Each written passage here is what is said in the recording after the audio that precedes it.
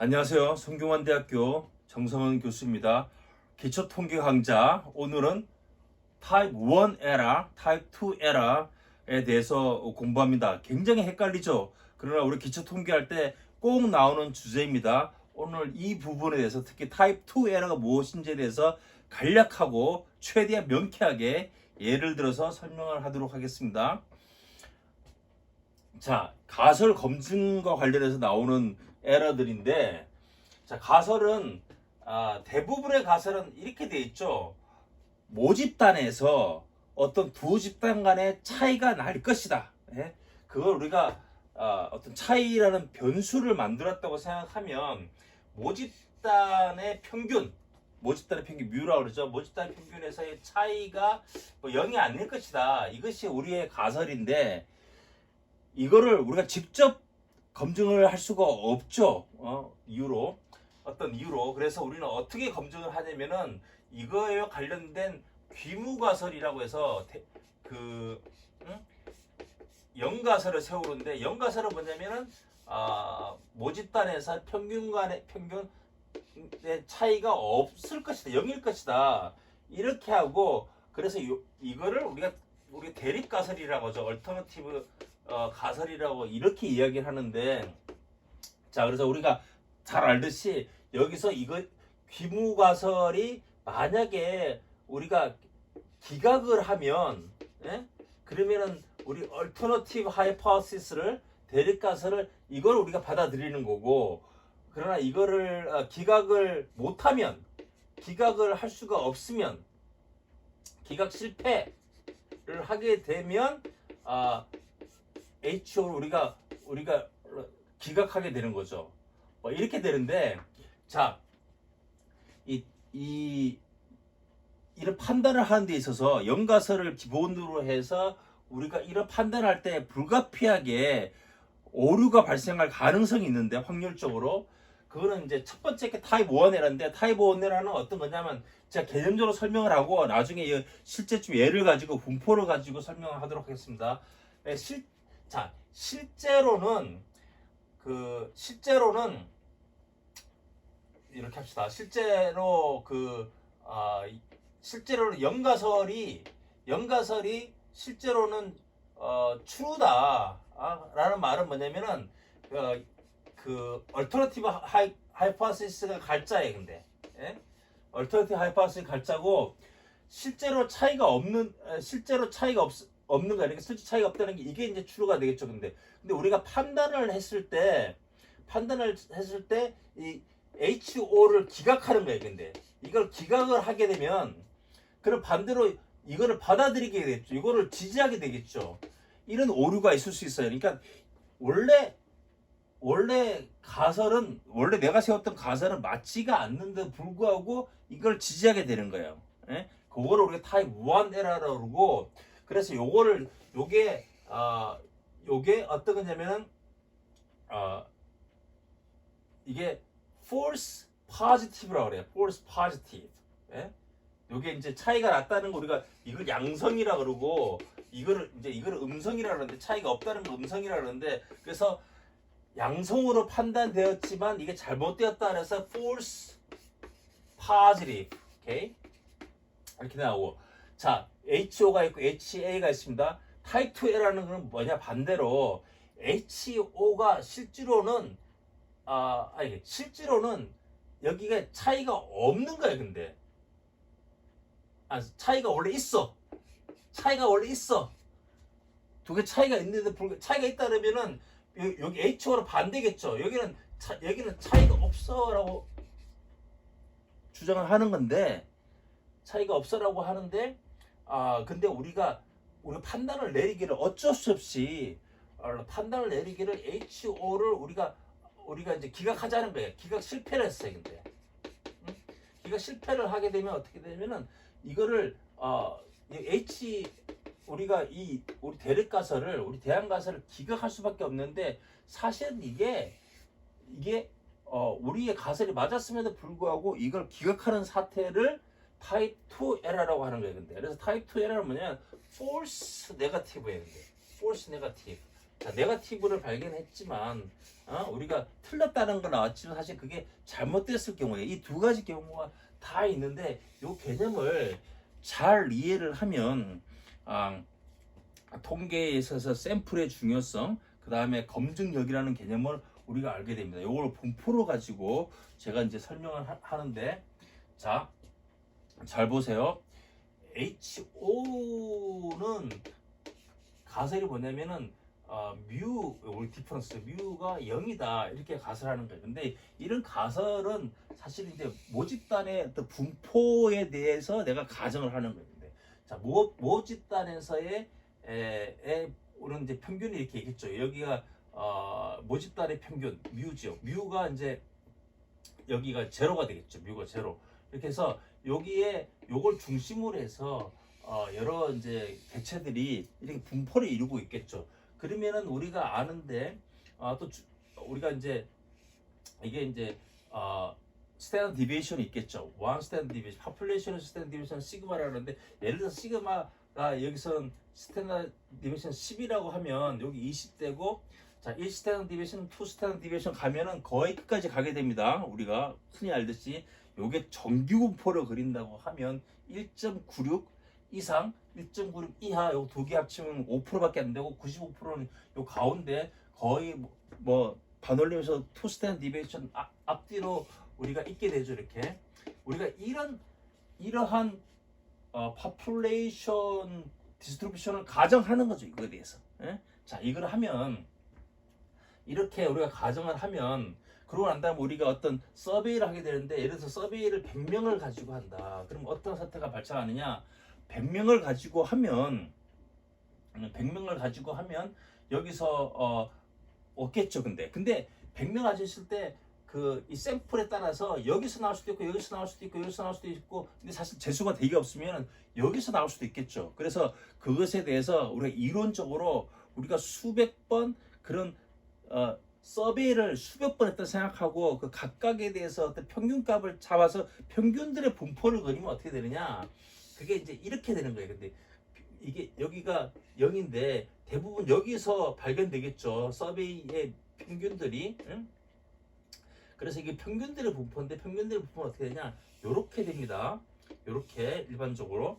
요게 이제 요거는 여기는 뭐냐면은 평균의 평균이에요. 근데 mean of mean, mean of mean은 뮤다 뭐 이런 이제 센츄럴 리밋 띠오레임 있죠. 센츄럴 리밋 띠오레임에 의하면 여기 스탠다드 에러를 우리가 다 구할 수 있는데, 요 스탠다드 디비에이션, 요거 스탠다드 에러라고 그러죠. 특별히. 근데 요거는 센츄럴 리밋 띠오레임에 의해서 뭐예요? 근데 요거는 시그마, 이 시그마 10이죠. 시그마 분의 스퀘어 루트 샘플 사이즈. 그렇게 해갖고 여기서는 1이네요. 근데 그러니까 1인 분포를 가지는 거예요. 1, 2, 마이너스 1, 마이너스 2, 이런 이제 분포를 가지겠죠. 근데 이거는 다 우리 이론적으로 생각을 하고 난 다음에 우리가 서베이를 했는데, 만약에 서베이 한 결과 평균이 1이다 라고 하면 우리가 연가설을 받아들여야 돼. 왜냐면은 원래 이걸 샘플링 디스트리뷰션을 하죠. 샘플링 디스트리뷰션이 이렇게 되는데, 이걸 발견될 가능성이 상당히 있네. 그러니까 이게 사실의 가능성이 높네 라고 보는 거죠. 근데 만약에 여기서 발견됐다 하면은 조금 그 가능성이 있기는 하지만, 여기서 나왔다고 보기에는 진짜 힘들고 다른 디스트리뷰션 나왔겠지 하고서 이걸 기각하는 거죠. 그런 원리로 하는데, 예를 들어서 여기가 되면 애매하죠. 근데 그래서 우리는 어떻게 하냐면, 대부분은 여기 1.96이라고 그러면은 여기 두 개 합치면은 5%인데 이거를 우리가 우리가 오류를 범할 위험을 감수하는 거예요. 근데 이 5%의 위험을. 그래서 여기서 만약에 발견되면 원래 이런 데서도 이런 게 나올 수는 있지만 그 확률이 되게 미미하기 때문에 우리는 이게 다른 디스트리뷰션에서 온 거라고 생각을 하자라고 해서 이걸 버리는데, 이때 우리가 범하게 되는 오류가 알파고, 여기 타입 1 에러예요. 타입 1 에러. 아시겠죠?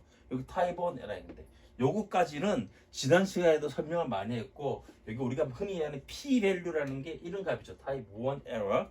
자, 타입 1 에러는 이렇게 우리가 이해를 할 수 있는데, 이제 문제는 타입 2 에러겠죠.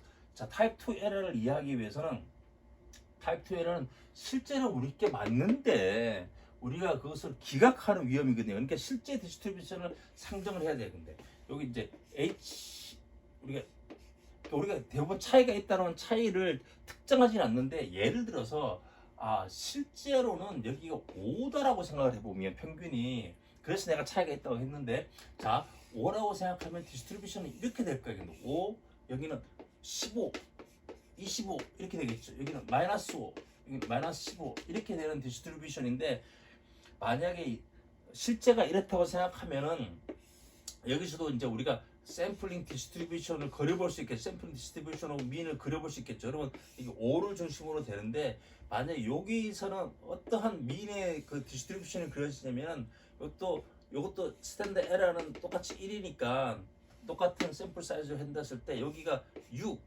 7, 자 4, 3, 뭐 2 이렇게 된 거예요. 이거 2 거의 없겠죠. 이렇게 자 이렇게 되면 어떻게 되냐면 이 사태는 뭘 의미하냐면은 우리가 나온 결과로 연가설을 기각하지 않았을 때 여기 있는 거죠. 연가설을 기각하지 않았을 때에 그 판단이 오류일 가능성이 전혀 없다는 거예요. 근데 왜냐면은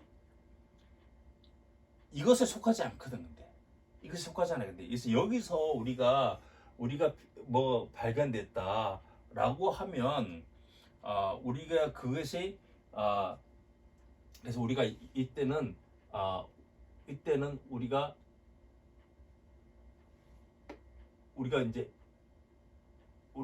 이제 연가설을 받아들이게 되겠죠. 근데 그리고 연가설을 받아들이고 그 다음에 H 대항가설을 기각하는데 그 오류 가능성이 없어요. 근데 왜냐면 여기 벌써 1이라는 거는 만약 1이 바뀌었는데 1이라는 거는 이 디스트리뷰션 나올 가능성이 없기 때문에 오류가 아니에요. 근데 아시겠죠? 이런 경우를 뭐라고 이야기하느냐 여기선 타입 2 에러가 제로다.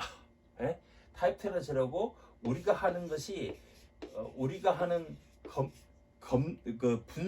검증이 통계 검증이 타입 2 에러를 범할 가능성이 전혀 없는 면에서 우리 100% 우리가 확실하다. 이 파워가 1이다 이렇게 하는 거예요. 파워는 1-베타예요. 좀 더 설명하겠지만 그래서 여기서 연가설을 이해한 결과를 우리가 여기서 오류를 범할 위험이 없어. 특히 타입 2 에러가 범할 위험이 없다는 것을 우리가 파워를 표시하면 파워가 1이다라고 되는 거예요. 근데 요거를 이제 다른 그 얘랑 같이 비교해 보면 확실히 알 수 있는데 자 이게 아니라 5가 아니라 예를 들어서 파퓰레이션이 원래 2밖에 안 된다고 해보세요. 2다 평균이 평균이 2다 그러면 이게 12, 20이 이렇게 가겠죠. 이렇게 이제 가는데 여기서 나오면 어떤 사태가 발생하느냐 2밖에 안 된다 하면은 샘플 사이즈가 100개밖에 안 된다고 하면 여기서 샘플 디스트리뷰션을 그리면 여기는 2가 되겠죠. 이게 이렇게 그려지는데 여기서 3, 4, 1, 0 이렇게 나오잖아요. 근데 예를 들어서 1이다라고 하면 1에서 내가 샘플을 그랬더니 평균이 1이에요. 근데 그 디퍼런스가 1이다라고 하면은 당연히 여기서 우리가 판단을 어떻게 내리냐면은 일단은 연가설을 기각할 수 없어서 대항가설을 기각하게 되겠죠. 근데 사실은 그게 이 차이가 있다는 이 디스트리뷰션에서 충분히 나올 법한 결과였어요. 그래서 이 결과는 알 수가 없어요. 근데 이거는 이 결과가 여기서 이걸 우리가 어쩔 수 없이 연가설을 기각하지 못하지만 그러나 이것이 차이가 있다는 대항가설, 대립가설에서도 해당되는 거예요. 근데 그래서 이거는 이런 결과를 우리가 타입 2 에러라고 하는 거예요. 우리가 기각하지만 실제로는 원래 차이가 있다는 분포에서도 충분히 나올 수 있는 그런 샘플 값이었다라고 해서 그래서 여기 같은 여기서부터 우리 여기를 요 부분을 우리가 어떻게 돼? 요 부분을 우리가 연가설을 우리가 연가설을 기각하지 못하지만 실제로는 원래 차이가 있었다면 실제로는 이것이 차이가 있었기 때문에 이게 오류가 된 영역이 근데 요 부분이 오류가 된 영역이고 이 나머지 것들이 우리가 파워라고 그러고 여기를 타입 2 에러라고 하는 거예요. 근데 그래서 여기서 보면 알 수 있겠지만 이거 사실 두 개 겹치는 거죠, 근데. 그래서 우리가 분석을 하려면은 요 두 디스트리뷰션이 차이가 나는 그런 디자인을 해야 돼. 근데 그렇게 해야지 우리가 연가설을 기각했을 때도 우리가 우리의 대항가설이랑 관계없이 그것이 우리가 확신을 할 수가 있게 되는 거죠. 그래서 자, 방법이 어떤 방법이 있을까요? 샘플 사이즈를 키우면 이게 스탠다드 디비에이션이 줄어들겠죠. 이게 400이라 그러면 여기 400이다. 샘플 사이즈가. 그러면 이건 얼마겠어요? 근데 이거는 0.5가 되는 거죠. 근데 그러면 요게 벌써 0.5가 되니 여기 0.51 되니까 이게 확 줄어들겠죠. 그래서 이렇게 샘플 사이즈가 충분히 크면은 이 두 디스트리뷰션이 분리가 되기 때문에 파워가 커지고 그 다음에 베타 값은 줄어드는 거죠. 근데 그리고 우리가 애초에 이것이 5다 이렇게 차이를 크게 우리가 예상을 하고 그것에 기반해서 디자인했다 그러면 연가설을 기각하더라도 우리가 그래 뭐 내가 생각했던 파퓰레이션이 아니네 라고 우리가 이야기할 수가 있는 거죠. 그래서 요 차이를 또 이펙트 사이즈라 그러는데 요게 여기서는 이제 이걸 묘로 2라고 봤으니까 요 차이를 이펙트 사이즈인데 그 대표적인 게 코엔스인데 코엔스 D는 뭐냐? D는 이 디퍼런스가 있으면 디퍼런스를 스탠다드하이즈 한 거예요. 스탠다드 디비에이션으로 나누면 여기 이제 스탠다드하이즈 한 건데 스탠다드하이즈 했을 때 뭐 0.8이면 어떤 강한 차이, 0.5 뭐 0.2면은 약한 차이 뭐 이렇게 해서 그 이펙트 사이즈를 내가 이제 상정을 하고 들어갈 수도 있고 또 파워를 내가 파워를 난 80% 이상이 되기 원한다 라고 생각할 수 있어요. 이렇게 미리 디자인을 하면서 그 디스턴스와 이펙트 사이즈와 파워를 내가 결정하고 가면 내가 거기에 걸맞는 샘플 사이즈를 최적의 샘플 사이즈를 구할 수 있어요. 근데 우리가 G 스타 파워 뭐 이런 프로그램도 있고 이런 프로그램도 있고 이런 프로그램이 이제 그 샘플 그러니까 우리가 원하는 이펙트 사이즈 그다음에 파워 레벨을 정하면 그 각각의 어널리시스에 맞게 샘플 사이즈 적정의 샘플 사이즈 구해주는 거죠. 그리고 이제 우리가 어떤 서베이 끝났을 때도 분석이 끝났을 때도 샘플 사이즈와 이펙트 사이즈를 가지고 우리가 파워를 계산할 수도 있겠죠. 자 그렇게 되는 겁니다. 그래서 여기가 파워 베타 에러인데 사실 경우에 따라서는 굉장히 많이 이제 혼동스럽기도 하고 그런데 요 분포를 잘 생각을 하시면 타입 1 에러가 뭔지 타입 2 에러가 뭔지 그 다음에 파워를 우리가 남대로 이해할 수 있겠죠. 예, 여기까지 하겠습니다. 감사합니다.